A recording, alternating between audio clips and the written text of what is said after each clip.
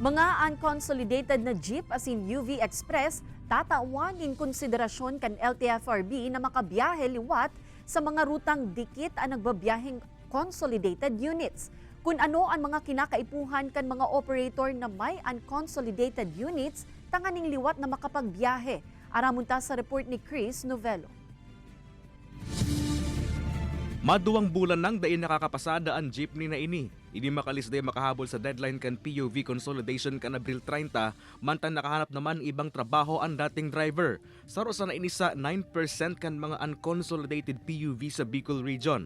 Alagad ang jeep na ini may chance liwat na makabiyahe, basado sa panibagong board resolution kan LTFRB.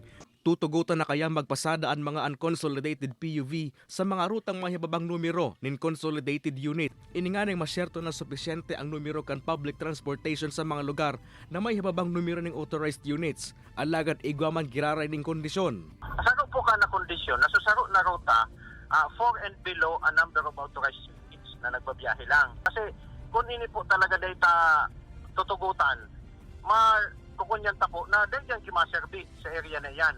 Nagduluwas kaya sa datos kanahensya na 382 na lugar sa Bicol Region ang may hababang numero ng nagbabiyaheng consolidated units.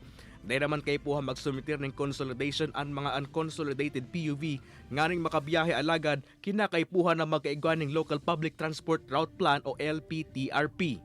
Dapat po, magpapasinda ki Maristrado, updated ang registro ninda, asin po, tatauhan miyan, kaya po pigihiling mi na sa muya, anong mga bihikulo, sisa ang mga operator na sasakop itong 4 and below na number of authorized unit in a route.